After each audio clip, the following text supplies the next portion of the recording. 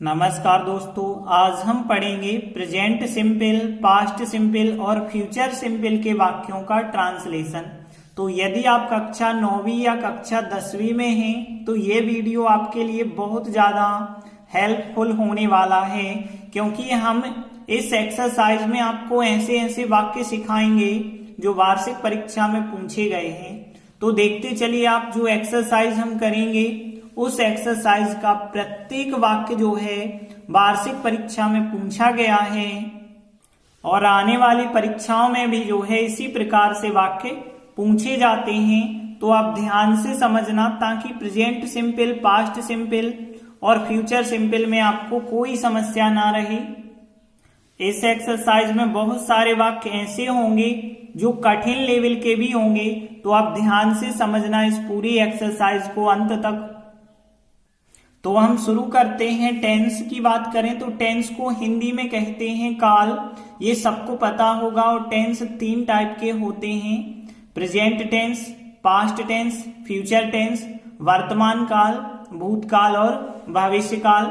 मतलब जो आज है वो प्रेजेंट कहलाता है, जो निकल गया वो पास्ट, और जो होगा वो फ्यूचर कहलाता है। इतना तो सबको पता होगा। और present tense, past tense, future tense के 4 टाइप होते हैं, ये भी सबको पता होगा। तो यहाँ कौन से 4 टाइप होते हैं? पहला होता है सिंपल या इंडेफिनिट भी इसे कहते हैं। दूसरा कंटिन्यूअस, तीसरा परफेक्ट, चौथा परफेक्ट कंटिन्यूअस। तो प्रेजेंट टेंस के 4 टाइप कौन से हो गए? प्रेजेंट सिंपल टेंस कह दें या प्रेजेंट इंडेफिनिट टेंस कह दें। फिर प्रेजेंट कंटिन्यूअस टेंस कह दें, प्रेजेंट परफेक्ट टेंस कह दें, प्रेजेंट परफेक्ट कंटिन्यूअस टेंस कह दें। तो 4 प्रेजेंट के हो गए, 4 पास्ट के हो जाएंगे। कौन से? पास्ट सिंपल टेंस कह दो या पास्ट इंडेफिनिट टेंस भी इसे कह सकते हैं। फिर पास्ट कंटिन्यूअस टेंस, फिर past perfect tense, past perfect continuous. और फिर फ्यूचर के भी 4 हम बोल देंगे। तो फ्यूचर सिंपल टेंस हो जाएगा या फ्यूचर इंडेफिनिट टेंस भी कह सकते हैं। फिर future continuous tense, future perfect tense, future perfect continuous tense. तो देखिए, टेंस के नाम तो सबको पता हो गए। अब हम आगे शुरू करते हैं सिंपल या इंडेफिनिट टेंस। तो यहाँ पे तीनों के हम सिंपल पढ़ेंगे: प्रेजेंट सिंपल, पास्ट सिंपल और फ्यूचर सिंपल। हम देखेंगे इनका स्ट्रक्चर क्या होता है और कैसे हम वाक्य को पहचान पाते हैं कि वो प्रेजेंट सिंपल है या पास्ट सिंपल या फ्यूचर सिंपल। तो सबसे पहले हम प्रेजेंट सिंपल की बात करते हैं। प्रेजेंट सिंपल का स्ट्रक्चर क्या होता है? सब्जेक्ट फर्स्ट फॉर्म या फिर फर्स्ट फॉर्म में एस या IS लगाते हैं, फिर ऑब्जेक्ट। ध्यान देना, कोई सहायक क्रिया नहीं है प्रेजेंट सिंपल में। फर्स्ट फॉर्म है या फिर एस वाला फॉर्म है, लेकिन जब हमें नेगेटिव वाक्य बनाना होगा तो सहायक क्रिया की तो जरूरत होगी। इंट्रागेटिव बनाना होगा तो भी सहायक क्रिया की जरूरत होगी। तो नेगेटिव या इंट्रागेटिव बनाने के लिए हम सहायक क्रिया डू या डज का प्रयोग करते हैं। तो यहाँ सब्जेक्ट, यदि वाक्य नेगेटिव हमें बनाना है तो डू या डज का इस्तेमाल करते हैं, फिर बाद में नोट लगाते हैं। लेकिन जब डू या डज लग जाए तो केवल अब फर्स्ट फॉर्म लिखना, फिर एस वाला फॉर्म नहीं लिखना, केवल फर्स्ट फॉर्म, बाकी ऑब्जेक्ट लिखना। अब समस्या ये है कि डू कब लगानी है, डज कब लगानी है। मतलब फर्स्ट फॉर्म आपको कब लगाना है, कब एस वाला फॉर्म लगाना है। तो इसके लिए नियम क्या है? ध्यान देना कि आई वी यू दे यदि है, सब्जेक्ट यदि आई वी यू दे या बहुवचन है तो आप डू लगाएंगे या फिर फर्स्ट फॉर्म लगाएंगे। और यदि ही सी इट नाम एक वचन है तो हम डज लगाते हैं और वहीं पे हम फर्स्ट फॉर्म में एस भी लगाते हैं। तो ध्यान रखना, यदि इतने सब्जेक्ट मिलते हैं तो हमें एस या एस वाले फॉर्म लगाने होंगे और सहायक क्रिया डज भी हम इन्हीं के साथ लगाते हैं। आगे हम देखते हैं पास्ट सिंपल में सब्जेक्ट सेकंड फॉर्म ऑब्जेक्ट होता है, यहां भी कोई सहायक क्रिया नहीं होती है। तो प्रेजेंट सिंपल में सहायक क्रिया नहीं है अफर्मेटिव वाक्य में, पास्ट सिंपल में भी नहीं है। तो नेगेटिव बनाने के लिए अब हम डिड का प्रयोग करते हैं। तो ध्यान रखना, पास्ट सिंपल में नेगेटिव बनाना हो तो डिड, नॉट, और नॉट के बाद जो है अब सेकंड फॉर्म ना होके फर्स्ट फॉर्म लिखा जाएगा। तो पास्ट सिंपल में डिड लगा के नॉट लगाते हैं और फर्स्ट फॉर्म का इस्तेमाल करते हैं। एक चीज याद जरूर रखना, डू लगाएं या डज लगाएं या डिड लगाएं, लेकिन उनके साथ आएगा तो फर्स्ट फॉर्म। ये चीज ध्यान रखना, इसमें अक्सर गलती हम कर देते हैं। तो यहाँ डू डज डिड के बाद जो होता है क्रिया का फर्स्ट फॉर्म आपको लगाना पड़ता है। फ्यूचर सिंपल की बात करें तो फ्यूचर सिंपल बहुत सरल सा टेंस होता है, क्योंकि इसमें सहायक क्रिया शैल विल होती है। सब्जेक्ट शैल विल, और नॉट लगाना है तो सहायक क्रिया के बाद लगा देंगे, नहीं लगाना है तो नहीं लगाएंगे। तो सब्जेक्ट शैल विल और फिर नॉट, फिर फर्स्ट फॉर्म, फिर ऑब्जेक्ट होता है। अब शैल विल कहाँ पे लगती है ये तो सबको पता होगा कि यदि सब्जेक्ट आई और वी है तो शैल लगाते हैं, और आई वी को छोड़ के कोई भी सब्जेक्ट है तो हमें विल लगा देना है। तो ये तो हो गए तीनों टेंसों के स्ट्रक्चर। अब हम पहचान पे आ जाते हैं कि कैसे हम वाक्य को पहचान पाएंगे, वो प्रेजेंट सिंपल है या पास्ट सिंपल है या फ्यूचर सिंपल है। तो देखिए पहचान की बात करें तो पहचान हम आपको दो प्रकार से बताते हैं, क्योंकि दो प्रकार की पहचानें होती हैं सिंपल वाले टेंसों में। एक तो क्रिया के अंत में तातेती वर्ड मिलेंगे, जैसे वह स्कूल जाता है तो जाना जो क्रिया है जाता कर दिया है, मतलब क्रिया के अंत में तातेती मिला है। और दूसरा हमें क्रिया तक ही वाक्य मिलेगा। अब ये कैसे मिलेगा हम आगे एग्जाम्पल में भी देख लेंगे। जैसे हमने कहा वह स्कूल गया, तो क्रिया तक है ना वाक्य, तो भी सिंपल माना जाएगा। कहाँ वो प्रेजेंट सिंपल होगा, कहाँ पास्ट सिंपल, कहाँ फ्यूचर सिंपल, हम एग्जाम्पल में देखेंगे। जैसे देखिए इतने सारे एग्जाम्पल दिए गए हैं, तो आप ध्यान देना। यहाँ मोहन कानपुर में रहता है, रहना क्रिया है और क्रिया के अंत में तातेती जोड़ दिया है। देखिए रहता, यदि ता लिखा है सिंपल तो है, लेकिन है लिखा है मतलब प्रेजेंट सिंपल हो गया। यदि हम देखें तो यहाँ सीता गाना गाएगी, यदि हम देखें तो गी लिखा है, फ्यूचर तो है, लेकिन यहाँ पे आप देखेंगे क्रिया तक तो है ही वाक्य, गाएगी क्रिया से आगे गया ही नहीं वाक्य। तो क्रिया तक यदि वाक्य होता है तो वो भी सिंपल कहलाता है। अब ये बात अलग है लास्ट में गी आया तो फ्यूचर सिंपल हमने कह दिया। सीता गाना गाती होगी, देखिए तो यहाँ ध्यान ये रखना कि जब हमें क्रिया के अंत में तातेती मिल जाता है तब ये नहीं देखना कि वो वाक्य क्रिया तक है या क्रिया से आगे है। कहो आप यहाँ क्रिया तक थोड़ी है वाक्य, तो ऐसा हम नहीं कह रहे। हम ये कह रहे या तो ये पहचान लगाइए या तो ये पहचान होगी वाक्य की। तो यहाँ पे ये पहचान मिल गई तो हो सकता है कि क्रिया से आगे तक वाक्य चला गया हो, लेकिन यदि ये वाली पहचान नहीं लगती है तो ये पहचान लगानी पड़ेगी। तो यहाँ पे ध्यान देना, यहाँ पे क्रिया तक वाक्य ये रहा, और यदि तातेती अंत में आ गया तो आपको लास्ट में है, हूं, हो, था, थे, थी या होगा, होंगे, होंगी वर्ड मिल सकते हैं। जैसे यहाँ पे देखिए मोहन ने एक सुंदर पतंग बनाई, तो यहाँ क्रिया तक है ना वाक्य, क्रिया तक वाक्य सिंपल कहलाएगा। अब कौन सा सिंपल कहलाएगा ये चीज जरूर आप ध्यान देना।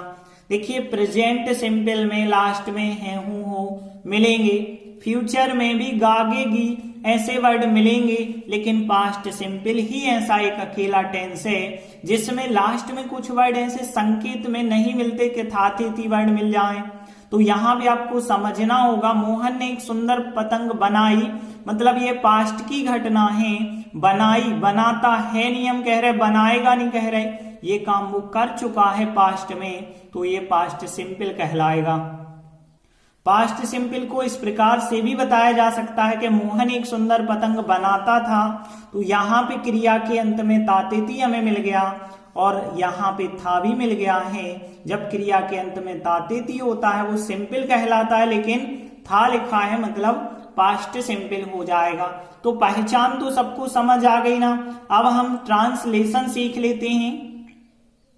तो देखिए वाक्य मोहन कानपुर में रहता है, प्रेजेंट सिंपल है, और अफर्मेटिव वाक्य तो सब्जेक्ट फर्स्ट फॉर्म या फिर एस वाला फॉर्म लगाते हैं हम, एस सी एस या आई एस वाला फॉर्म, और प्लस ऑब्जेक्ट, ये है ना स्ट्रक्चर। तो देखिए मोहन तो सब्जेक्ट हो गया, मोहन लिखा हमने, सब्जेक्ट के बाद नंबर आता है फर्स्ट फॉर्म या एस वाला फॉर्म का। अब देखिए हमने बताया कब आपको फर्स्ट फॉर्म लगाना है, कब एस वाला फॉर्म लगाना है। ही सी इट नाम एक वचन आ जाए तो एस वाला फॉर्म लगाना है। तो यहाँ पे मोहन तो एक नाम है, एक वचन है, तो एस वाला फॉर्म लगाएंगे हम। तो एस वाला फॉर्म कैसे लगाएंगे, यहाँ क्रिया हो रही रहना, रहना को हम क्या कहते हैं, लिव कहते हैं। तो लिव होता है रहना, लेकिन लिव में हम एस लगाएंगे क्योंकि ही सी इट नाम एक वचन के साथ एस वाला फॉर्म लगाते हैं। तो मोहन लिव्स, अब कहाँ पे रहता है मोहन, कानपुर में। तो मैं के लिए पहले लिखा जाता है, प्रीपोजिशन पहले लिखेंगे और फिर लिख देंगे कानपुर। तो आंसर बन गया मोहन लिव्स इन कानपुर। अगला वाक्य सीता गाना गाएगी या सीता गाना गाती होगी। फ्यूचर सिंपल है, आपको पता है सब्जेक्ट के बाद या तो होता है सेल विल, सेल या विल में से। नॉट यदि है वाक्य में तो नॉट लगाते हैं फर्स्ट फॉर्म और ऑब्जेक्ट लिखते हैं, इस प्रकार से बनाते हैं ना। तो सीता हमने सब्जेक्ट लिखा, सेल विल में से क्या लगाएंगे, हमें पता है आई वी होता सब्जेक्ट, तो फिर सेल लगता वरना विल लगाना पड़ेगा। तो सीता विल। अब देखिए नॉट की तो जरूरत ही नहीं है वाक्य में, नहीं तो आ नहीं रहा है, तो सीधा फर्स्ट फॉर्म। क्रिया हो रही गाएगी, गाना, गाना को क्या कहते हैं, सिंग कहते हैं, गाने की क्रिया को सिंग कहते हैं। लेकिन गाना मतलब होता है गीत, तो गीत को हम आ सॉन्ग कह देंगे। तो आंसर बन गया Sita will sing uh song. अगला वाक्य देखिए, मोहन ने एक सुंदर पतंग बनाई। पास्ट सिंपल है, सब्जेक्ट सेकेंड फॉर्म, ऑब्जेक्ट होता है। तो यहाँ पे सब्जेक्ट क्या है वाक्य में, मोहन सब्जेक्ट हो गया। अब हमें सेकेंड फॉर्म लिखना है। देखिए बनाई, बनाना को हम मेक कहते हैं, ध्यान रखना मेक का मतलब होता है बनाना, किसी वस्तु का निर्माण करते हैं तो मेक। लेकिन मेक का हमें सेकेंड फॉर्म, तो मेक का सेकेंड फॉर्म मेड होता है, थर्ड फॉर्म भी मेड होता है। तो मोहन मेड मतलब मोहन ने बनाई, और फिर क्या बनाई, एक सुंदर पतंग। तो सुंदर को हम ब्यूटीफुल कह सकते हैं, तो ब्यूटीफुल, और पतंग को क्या कहेंगे, काइट कहेंगे। तो फिर आंसर क्या बन गया कि मोहन मेड, के मोहन ने बनाई आ ब्यूटीफुल काइट, एक सुंदर पतंग। तो अब हम सीधे एक्सरसाइज पे आ जाते हैं। तो देखिए पहला वाक्य, शिक्षक ने मोहन को सजा दी। अब देखिए सजा दी का मतलब है सजा देना, और सजा देना आप देख रहे हैं क्रिया तक वाक्य है, तो क्रिया तक जो वाक्य होता है वो सिंपल कहलाता है। अब देखिए लास्ट में है हूं, हो तो है नहीं, तो हम इसे प्रेजेंट सिंपल नहीं मान सकते हैं, इसे हम जो है केवल पास्ट सिंपल ही मानेंगे। तो यहाँ पे पास्ट सिंपल में सब्जेक्ट सेकेंड फॉर्म और ऑब्जेक्ट होता है। तो यहाँ पे सब्जेक्ट लिखा हमने टीचर, टीचर को द टीचर करके लिखेंगे, तो द टीचर सब्जेक्ट। इसके बाद सेकेंड फॉर्म, देखिए सजा देना को हम क्या कहते हैं, पनिश कहते हैं। पनिश का मतलब सजा देना, लेकिन पनिशमेंट का मतलब केवल सजा होता है, तो पनिश, लेकिन पनिश का हमें सेकेंड फॉर्म लिखना होगा। तो द टीचर पनिश्ड मतलब शिक्षक ने सजा दी। अब किसे सजा दी है, मोहन को सजा दी है।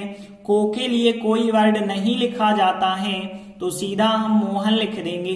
तो यहाँ पे the teacher punished Mohan answer हो जाएगा। अगला वाक्य देखिए, लड़कियां गाना गाएंगी। तो यहाँ पे देखिए गाएंगी क्रिया तक वाक्य है, लेकिन इसमें गी शामिल है, इसका मतलब है कि फ्यूचर सिंपल है। फ्यूचर सिंपल में सेल विल सहायक क्रिया लगती है, तो यहाँ पे गर्ल्स हो जाएगा सब्जेक्ट।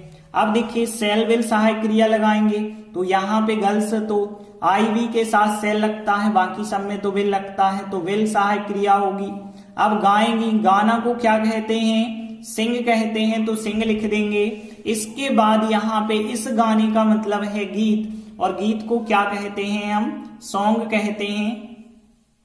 तो देखिए गाना के लिए हम सॉन्ग लिखेंगे, सॉन्ग्स भी हम लिख सकते हैं, क्योंकि वाक्य में कहीं से हमें ये नहीं पता चल रहा कि एक गीत या बहुत सारे गीत। तो यदि हम सॉन्ग्स लिख दें तब भी आंसर सही है, और आ सॉन्ग लिखें तब भी आंसर सही है।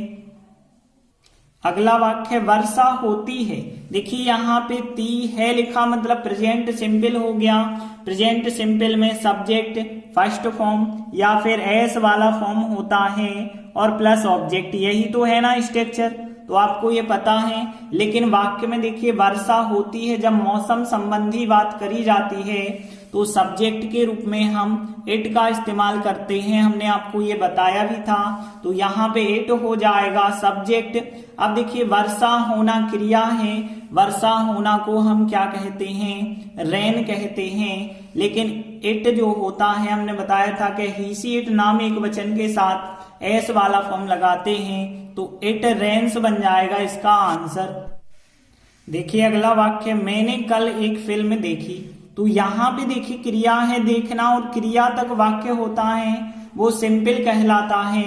और इसमें देखिए गागे की तो जोड़ा नहीं है लास्ट में, तो यहाँ पे फ्यूचर सिंपल तो हम कह नहीं सकते, पास्ट सिंपल ही कहलाएगा, क्योंकि प्रेजेंट सिंपल में ताते ती अंत में होता है, दूसरी पहचान नहीं होती है।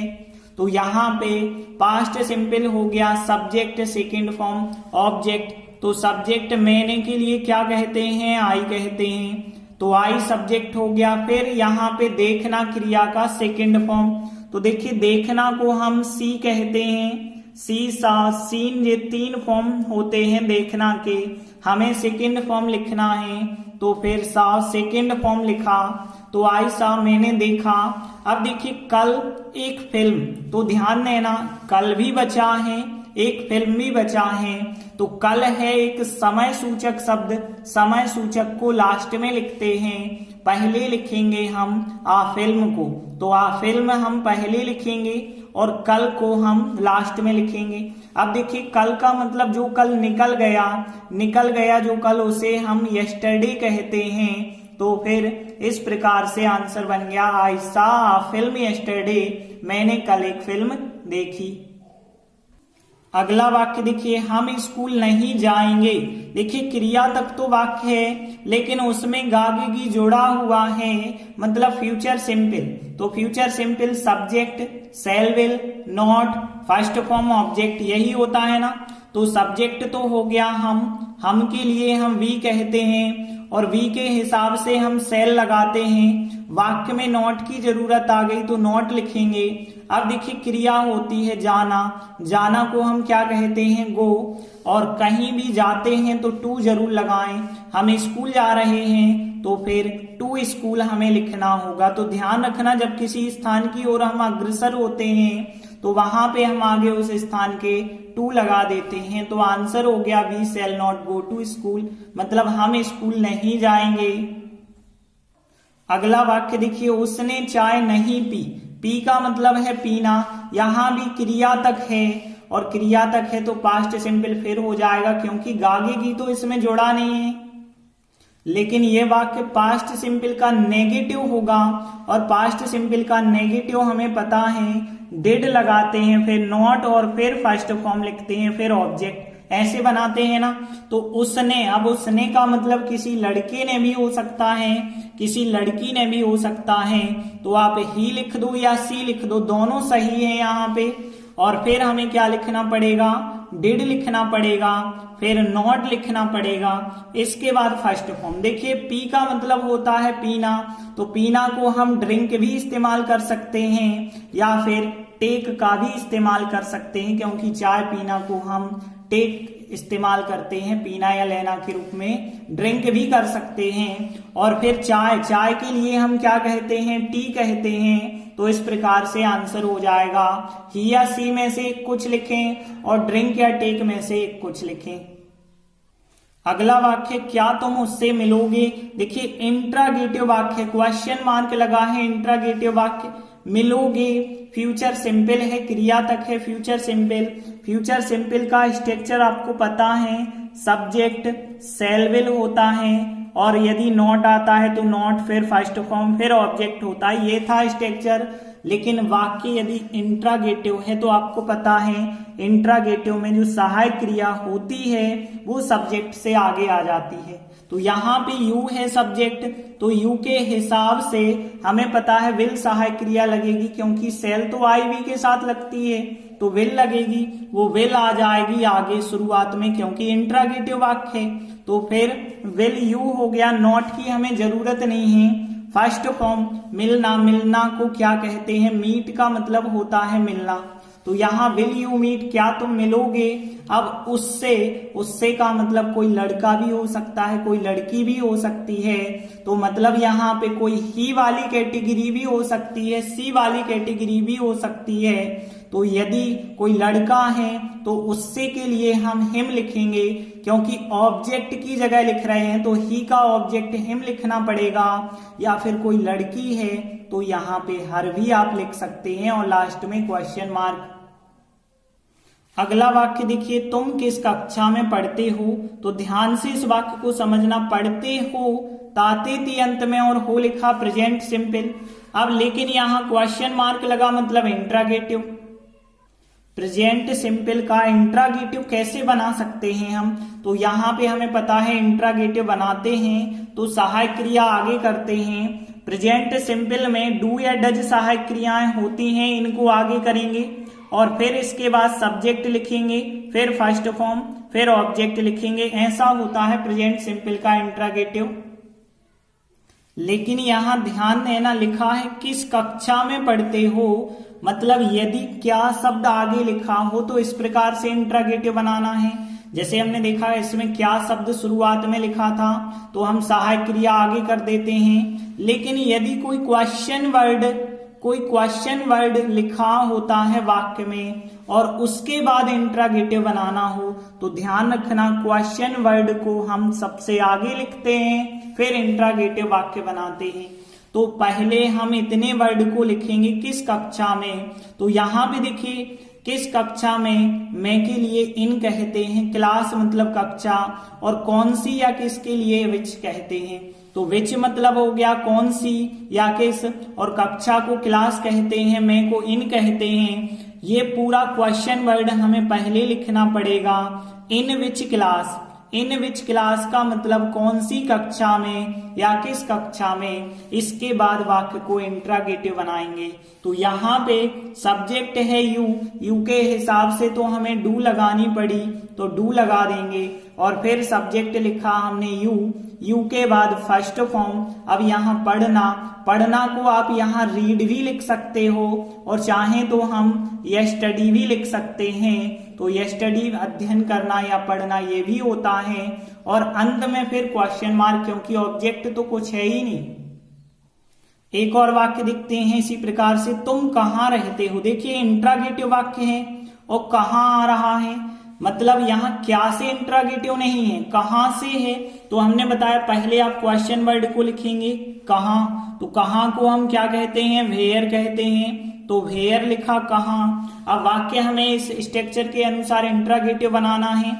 तो देखिए यहाँ पे यदि हम देखें तुम था सब्जेक्ट, तुम के हिसाब से तो हमें डू लगानी होगी, तो डू लगाएंगे, फिर सब्जेक्ट लिखना है यू है तो यू लिखा, फिर क्रिया रहते मतलब रहना, रहना को हम क्या कहते हैं, लिव कहते हैं। ऑब्जेक्ट कुछ बचा नहीं है तो where do you live answer हो जाएगा। अगला वाक्य देखिए, सूर्य पश्चिम दिशा में अस्त होता है या पश्चिम में अस्त होता है, होता है मतलब फिर प्रेजेंट सिंपल आ गया। और प्रेजेंट सिंपल को हम कैसे बनाते हैं, यहाँ तो अफर्मेटिव वाक्य है तो कोई समस्या नहीं है, फर्स्ट फॉर्म या फिर एस वाला फॉर्म हम लगा देते हैं, प्लस ऑब्जेक्ट लिख देते हैं, इसी स्ट्रक्चर को लागू करेंगे।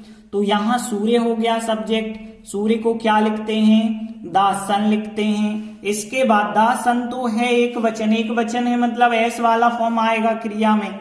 अब देखिए क्रिया हो रही है अस्त होना, अस्त होना को सेट कहते हैं, तो यहाँ सेट में एस आएगा, सेट्स हो जाएगा। अब पश्चिम दिशा में या पश्चिम में, तो यहाँ में के लिए इन कहते हैं, इन द, और वेस्ट मतलब होती है पश्चिम या पश्चिम दिशा। तो इस प्रकार से आंसर हो गया the sun sets in the west. अगला वाक्य देखिए, सूर्य पूर्व में उगता है या पूर्व दिशा से उगता है, तो यहाँ पे द सन हो जाएगा सब्जेक्ट। अब देखिए यहाँ पे उगता है, फिर प्रेजेंट सिंपल, फिर स्ट्रक्चर फर्स्ट फॉर्म या एस वाला फॉर्म वाला रहेगा। तो देखिए उगना को कहते हैं हम राइज कहते हैं, राइज, लेकिन सन एक वचन है तो राइजेस हो जाएगा। अब यहाँ पूर्व में ये बचता है ऑब्जेक्ट, तो देखिए मैं के लिए इन कहते हैं और दा पूर्व दिशा को क्या कहते हैं, ईस्ट कहते हैं, और दिशाओं के पहले दा हमें लगाना पड़ता है। तो आंसर क्या हो गया, the sun rises in the east. अगला वाक्य देखिए, वह मेरी सहायता करेगा। देखिए सहायता करना है क्रिया, सहायता करना को हेल्प कहते हैं, और क्रिया तक वाक्य है लेकिन गागेगी है लास्ट में, फ्यूचर सिंपल। तो subject shall will not first form object, ये था स्ट्रक्चर। नॉट की तो यहाँ जरूरत ही नहीं है। वह के लिए क्या लिखेंगे, ही के हिसाब से विल लगेगा क्योंकि आई भी तो सेल में लगता है, तो ही विल। अब देखिए सहायता करना, क्योंकि नॉट की तो हमें जरूरत ही नहीं है, सहायता करना को हेल्प कहते हैं।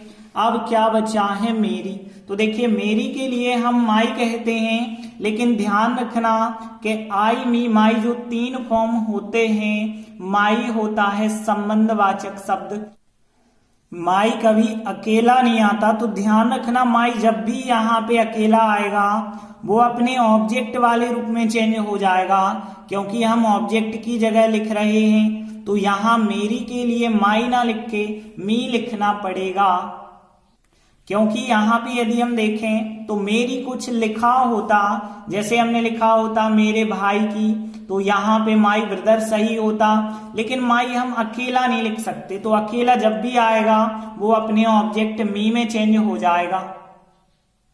अगला वाक्य, वह पतंग उड़ाएगा। देखिए उड़ाएगा मतलब फ्यूचर सिंपल, क्योंकि क्रिया तक तो वाक्य है ही, फ्यूचर सिंपल है। अब फ्यूचर सिंपल फिर स्ट्रक्चर यही रहेगा, तो वह मतलब ही लिखेंगे, और ही के साथ क्या होता है, विल। यहाँ भी हमने विल लगाई तो यहाँ भी विल।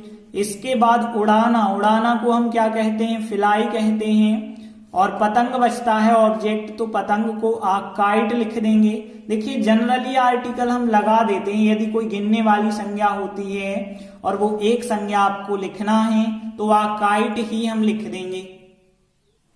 अगला वाक्य देखिए, मैं आपकी सफलता की कामना करता हूं। देखिए कामना करता हूं प्रेजेंट सिंपल आपको समझ आ रहा है, सब्जेक्ट फर्स्ट फॉर्म या फिर एस वाला फॉर्म लिखते हैं प्लस ऑब्जेक्ट लिखते हैं। स्ट्रक्चर तो पता है, आई हो गया सब्जेक्ट। अब देखिए कामना करता हूं हो गई क्रिया। अब कामना करना को कहते हैं विश। ध्यान देना, विश का मतलब कोई भी इच्छा प्रकट करना या कामना करना, और विश के साथ फॉर लगता है। एक चीज ध्यान रखना, जब किसी भी चीज के लिए कामना करना या किसी भी चीज की कामना करना, तो यहाँ पे किसी भी चीज के लिए कामना करना या किसी भी चीज की कामना करना जब भी अर्थ होता है तो विश के साथ फॉर आपको लगाना ही पड़ता है, और आई के साथ तो एस वाला फॉर्म नहीं लगता है तो कोई प्रॉब्लम नहीं है। अब क्या बचा ऑब्जेक्ट, आपकी सफलता। आपकी का मतलब होता है यवर, और सक्सेस होती है सफलता। तो सफलता के लिए क्या कहते हैं, सक्सेस कहते हैं। तो I wish for your success, मतलब मैं आपकी सफलता के लिए कामना करता हूं। अगला वाक्य देखिए, पक्षी आकाश में उड़ते हैं, फिर प्रेजेंट सिंपल हो गया क्योंकि तातेती अंत में और है। तो यहाँ पे पक्षी आकाश में उड़ते हैं, इसका मतलब है पक्षी हैं बहुवचन, तो द बर्ड्स कह दें हम या बर्ड्स अकेला कह दें, कोई प्रॉब्लम नहीं है। इसके बाद देखिए फर्स्ट फॉर्म आएगा क्योंकि यहाँ सब्जेक्ट तो बहुवचन हो गए, और फर्स्ट फॉर्म क्या होगा, फ्लाई होगा उड़ना का, तो यहाँ पे फ्लाई लिख देंगे। अब आकाश में ये बचता है ऑब्जेक्ट, तो इन द स्काई, स्काई का मतलब होता है आसमान या आकाश, तो the birds fly in the sky answer हो जाएगा। अगला वाक्य, क्या वह खाना पकाती है, इंट्रागेटिव वाक्य, वो भी प्रेजेंट सिंपल का। तो हमें पता है कि डू या डज जो सहायक क्रियाएं होती हैं नेगेटिव बनाने में, अब हम उनको सबसे आगे रख देंगे, फिर सब्जेक्ट लिखेंगे, फिर फर्स्ट फॉर्म क्योंकि नॉट की तो जरूरत नहीं है, फिर ऑब्जेक्ट, फिर लास्ट में क्वेश्चन मार्क। यहाँ पे वह सब्जेक्ट होगा, वह के लिए हम सी कहेंगे क्योंकि पकाती है लिखा है, सी यहाँ सब्जेक्ट होगा, सी के हिसाब से तो डज लगाना पड़ेगा हमें, तो डज सबसे पहले हम लिखेंगे, फिर लिखेंगे सब्जेक्ट सी। अब देखिए इसके बाद सीधा फर्स्ट फॉर्म पकाना, तो खाना पकाना जो होता है, पकाने की क्रिया को क्या कहते हैं, कुक कहते हैं। और फिर ऑब्जेक्ट बचता है खाना। खाना का मतलब यहाँ भोजन से है, फूड लिखना पड़ेगा। यहाँ पे ईट नहीं लिख सकते क्योंकि यहाँ खाने की क्रिया नहीं है, यहाँ भोजन की बात हो रही है, तो हम फूड लिखेंगे और लास्ट में क्वेश्चन मार्क। अगला वाक्य देखिए, हमने टीवी खरीदा। देखिए यहाँ क्रिया तक है और यहाँ देखें तो गागे की तो आया नहीं है, तो यहाँ पे फ्यूचर तो होगा नहीं, और प्रेजेंट सिंपल ये हो ही नहीं सकता है क्योंकि तातेती अंत में नहीं है। पास्ट सिंपल ही है और पास्ट सिंपल का affirmative subject second form object होता है। तो हमने, हम हो या हमने हो बात एक ही है, वी कहलाता है। फिर खरीदना, खरीदना क्रिया का हमें सेकंड फॉर्म, तो खरीदना को BUY कहते हैं, Y मतलब खरीदना, और BUGST बॉट इसका सेकंड फॉर्म, यही इसका थर्ड फॉर्म होता है। हमें सेकंड फॉर्म से मतलब है, तो बी बॉट मतलब हमने खरीदा। अब हमने क्या खरीदा, टीवी खरीदा, तो RTV लिख सकते हैं या फिर टेलीविजन लिख सकते हैं। फुल फॉर्म हमने टीवी कर दिया, RTV लिख देंगे, तो वी बॉट RTV मतलब हमने एक टीवी खरीदा। अब देखिए एक भले ही नहीं लिखा है लेकिन हम आर्टिकल लगा सकते हैं। अगला वाक्य देखिए, मैं वहां नहीं जाता था या फिर मैं वहां नहीं गया। तो देखिए यहाँ पे ये केवल पास्ट सिंपल है और यहाँ पे भी देखें तो ये भी पास्ट सिंपल हो जाएगा। पास्ट सिंपल का नेगेटिव हमें कैसे बनाना होता है, subject, did, not, first form. तो यहाँ पे मैं वहां नहीं गया का कैसे बनाएंगे, आई, और फिर डिड, नॉट, और फिर यहाँ गया का मतलब जाना, गो, और फिर देयर मतलब होता है वहां। तो इस प्रकार से बन जाएगा। लेकिन एक चीज ध्यान देना, हम एक चीज बताना चाह रहे थे, यदि यहाँ पे था शब्द हटा देते हैं, मैं वहां नहीं जाता, इसका मतलब जो होगा हमें लग रहा है कि वाक्य पास्ट सिंपल होगा, लेकिन ऐसे वाक्यों को प्रेजेंट सिंपल मान लिया जाता है। ध्यान रखना। फिर इस वाक्य को हम कैसे बनाते, आई प्रेजेंट का लगाते डू नॉट, तो I do not go there मतलब मैं वहां नहीं जाता हूं, ठीक है ना। क्योंकि यहाँ पे जैसे हमने कहा तुम चाय नहीं पीते, इसका मतलब क्या हुआ, हम यही कहना चाह रहे कि तुम चाय नहीं पीते हो, ठीक है ना। केवल हमने पीते तक कहा, वैसे हमने कहा मैं वहां नहीं जाता हूं या मैं वहां नहीं जाता, तो बात एक ही है। तो ध्यान रखना, जब भी ता तक वाक्य आए वो प्रेजेंट सिंपल मान लेना। यदि ता के बाद था आ जाए तो वो पास्ट सिंपल होगा ही, फिर वो इस प्रकार से बना देना। अगला वाक्य देखिए, मैं कार चलाती हूं। मैं के लिए चाहे वो लड़का हो या लड़की, आई ही लिखेंगे। अब देखिए इसके बाद हमें पता है फर्स्ट फॉर्म आता है या फिर एस वाला फॉर्म आता है, प्लस ऑब्जेक्ट होता है। तो देखिए चलाना क्रिया है, चलाना को हम ड्राइव कहते हैं, लेकिन आई के हिसाब से तो फर्स्ट फॉर्म ही चलता है, तो कोई प्रॉब्लम ही नहीं है। और फिर कार, तो देखिए कार को तो कार कहते हैं, लेकिन जनरली हमने बताया कोई आर्टिकल ए लगा देते हैं, तो I drive a car answer हो जाएगा। अगला वाक्य हुआ है फुटबॉल नहीं खेलता है। देखिए खेलता है मतलब प्रेजेंट सिंपल है, प्रेजेंट सिंपल का नेगेटिव बनाना है तो डू या डज नॉट लगता है। ही तो सब्जेक्ट हो गया। अब सब्जेक्ट के बाद हम या तो डू लगाते हैं या डज लगाते हैं प्रेजेंट सिंपल में, और ही के साथ डज आता है, ही डज नॉट। और फिर खेलना को क्या कहते हैं हम, प्ले कहते हैं, प्ले। और फुटबॉल बचता है ऑब्जेक्ट, तो फिर आंसर हो गया he does not play football. अगला वाक्य, क्या तुमने मुझे बुलाया। तो देखिए यहाँ पे क्रिया तक तो वाक्य ही पास्ट सिंपल हो जाएगा। पास्ट सिंपल का इंट्रागेटिव, देखिए इंट्रागेटिव बनाते हैं तो डिड आगे कर देते हैं, तो डिड आगे करेंगे और फिर इसके बाद सब्जेक्ट होगा, सब्जेक्ट है तुमने मतलब यू हो जाएगा। और इसके बाद देखिए नॉट की तो जरूरत नहीं है, फर्स्ट फॉर्म। देखिए बुलाना, बुलाना को क्या कहते हैं, काल। काल का मतलब बुलाना या पुकारना होता है। अब मुझे बचता है ऑब्जेक्ट, तो मुझे के लिए मी कहा जाता है, तो इस प्रकार से आंसर हो जाएगा। अगला वाक्य, क्या तुम अपने माता पिता का कहा मानते हो। तो देखिए मानते हो मतलब प्रेजेंट सिंपल है, प्रेजेंट सिंपल का इंट्रागेटिव बन गया है। क्या जब आगे आ गया है तो जो सहायक क्रिया डूडज होती हैं वो भी हमारी आगे आ जाएंगी।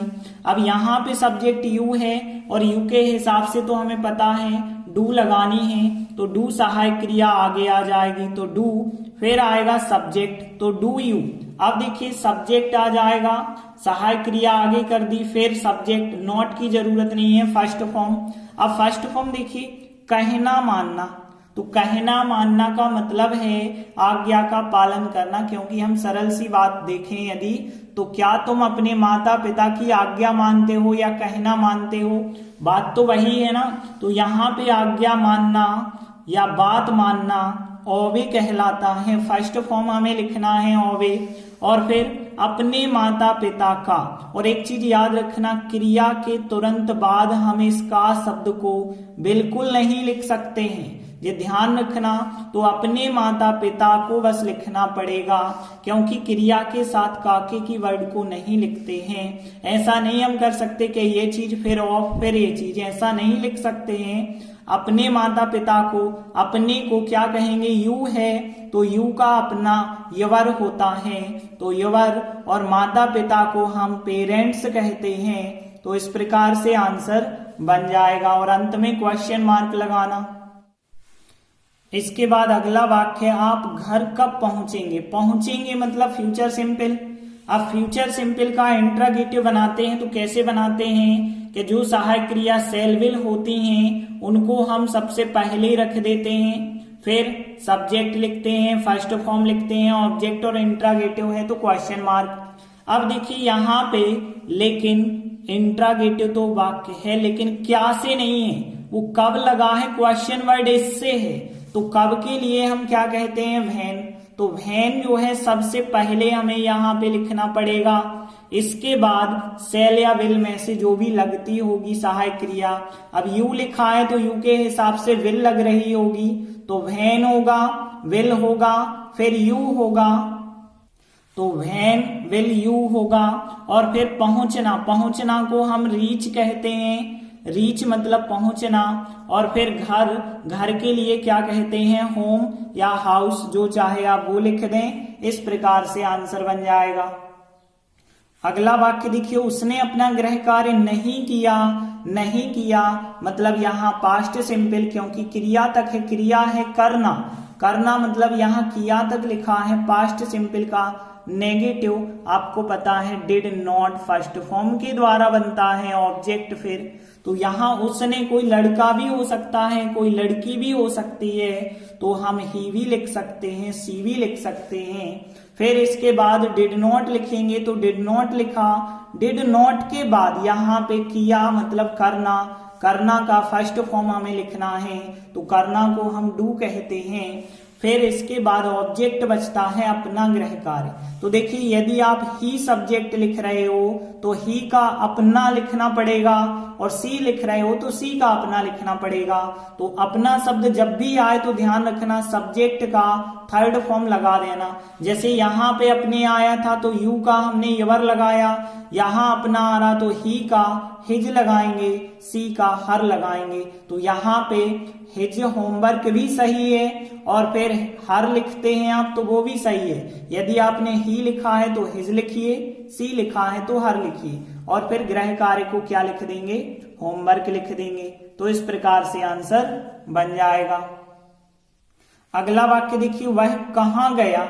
अब देखिए गया तक वाक्य पास्ट सिंपल फिर हो गया, तो हमें पता है इंट्रोगेटिव वाक्य सहायक क्रिया जो डिड होगी वो आगे लगानी पड़ेगी हमें, लेकिन उससे भी पहले हमें कहाँ शब्द मिल गया, कहाँ के लिए वेयर कहते हैं, और क्वेश्चन वर्ड को सबसे पहले हमें लिखना पड़ता है।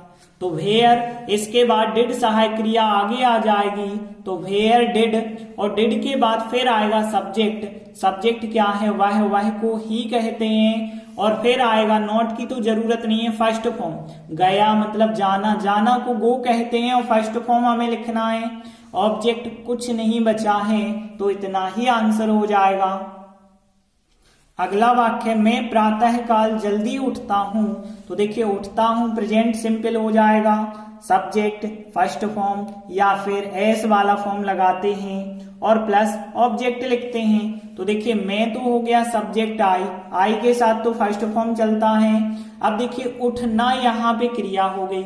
अब देखिए उठना के लिए आप दो वर्ड इस्तेमाल कर सकते हैं, या तो हम वेक अप लिख सकते हैं या तो गेट अप लिख सकते हैं। तो ध्यान देना दोनों वर्ड सही हैं, वेकअप या फिर गेट अप लिखेंगे।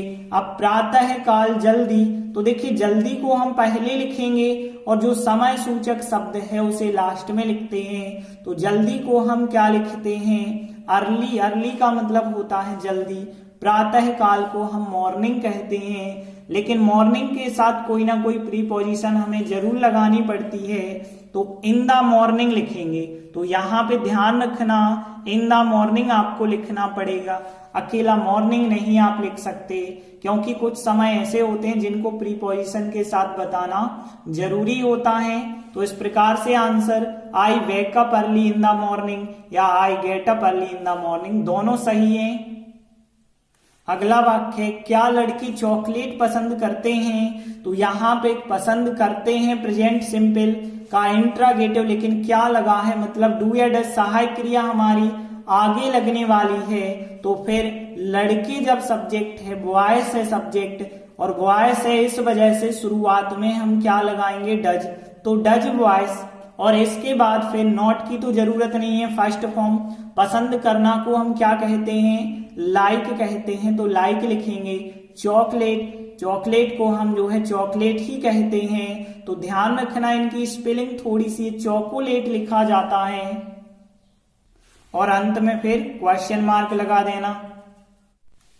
इसके बाद अगला वाक्य देखिए, मैं तुम्हारे भाई को नहीं जानता। यहाँ ता अंत में है। हमने कहा था जब भी अंत में तातीती आ जाए तो उसे पास्ट सिंपल आप बिल्कुल ना माने, उसे प्रेजेंट सिंपल ही मान के चले कि मैं तुम्हारे भाई को नहीं जानता हूं ही कह रहे होंगे, बस हूं ने लिखा नहीं है। तो प्रेजेंट सिंपल का नेगेटिव बनाएंगे हम। सब्जेक्ट हो गया आई के हिसाब से डू आता है, डज तो नहीं आता ना, आई डू नॉट। और फिर यहाँ जानना, जानना को क्या कहते हैं, हम नो कहते हैं। और तुम्हारे भाई को, देखिए को के लिए हम कभी नहीं लिखते हैं, तो तुम्हारे मतलब यवर हो गया, और भाई को क्या कहते हैं, ब्रदर कहते हैं। तो इसी के साथ एक्सरसाइज यही समाप्त होती है। हम आशा करते हैं कि present simple, past simple, future simple का कैसा भी आपको वाक्य दे दिया जाए, अब बनाते आपसे बन जाना चाहिए। आप हमारे चैनल से जुड़े रहिए, हर चीज आपको ग्रामर की सीखने मिलती है। धन्यवाद।